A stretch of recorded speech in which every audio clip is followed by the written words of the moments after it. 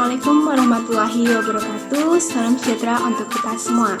Masih bersama saya Laili Ulfat Mintiro dengan nomor NIM akhir 024. Dalam video kali ini kita akan membahas mengenai bisnis plan menggunakan teknologi tepat guna. Di sini saya merancang ide wirausaha yang bernama Aformat, yaitu Aqua Forest Mart, dengan menggunakan teknologi sains berupa aquaponik.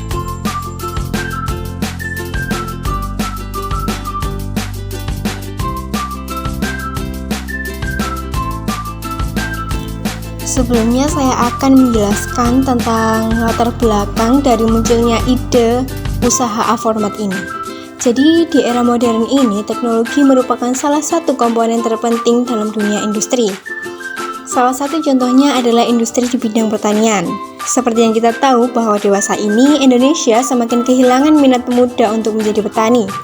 Selain kehilangan minat untuk bertani, lahan di perkampungan juga semakin berkurang karena faktor pembangunan industri di wilayah pedesaan.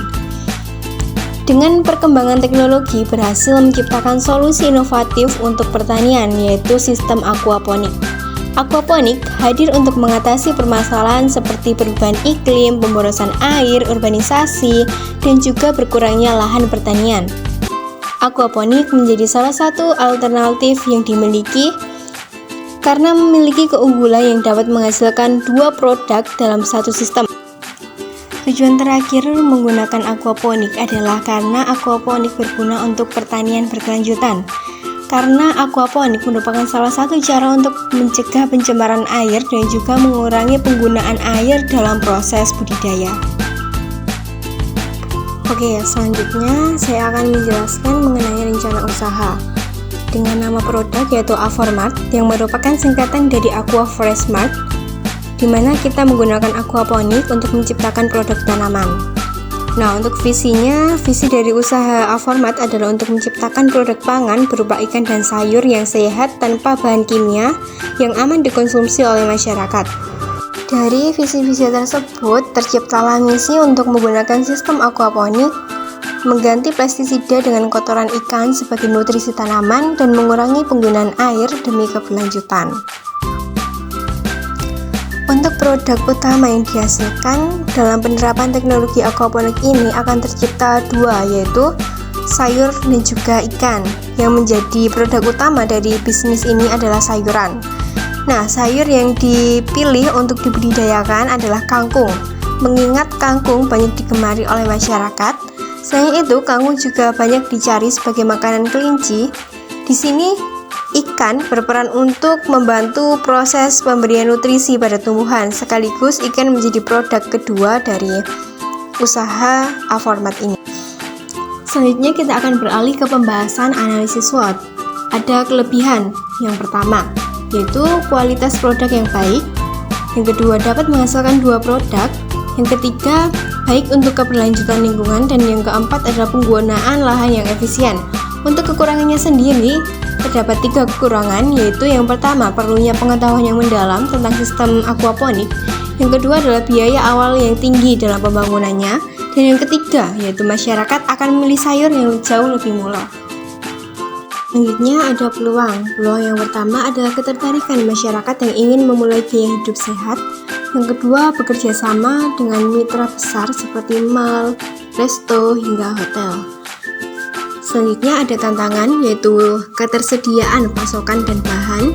Yang kedua, penggunaan gangguan iklim dan lingkungan. Dan yang ketiga yaitu persaingan dengan produk pasaran. Nah, untuk penggunaan teknologi, di sini teknologi yang digunakan dalam pembudidayaan ikan dan sayur dalam usaha Aformat adalah menggunakan teknologi aquaponik, di mana dalam sistem ini kita memerlukan mesin hidroponik untuk mengangkat air dari dalam kolam dan dibawa ke tumbuhan. Lalu media tanam yang digunakan untuk menanam sayur akan memfilter air untuk disalurkan lagi ke dalam kolam ikan. Selanjutnya kita akan beralih ke rencana operasional. Pada waktu pelaksanaan bulan pertama, kegiatan yang diadakan adalah pengadaan alat aquaponik. Untuk indikator keberhasilannya adalah alat aquaponik sudah terpasang. Pada bulan kedua, ada penyebaran benih dan penanaman sayuran. Dengan indikator keberhasilan yaitu pemanenan pertama.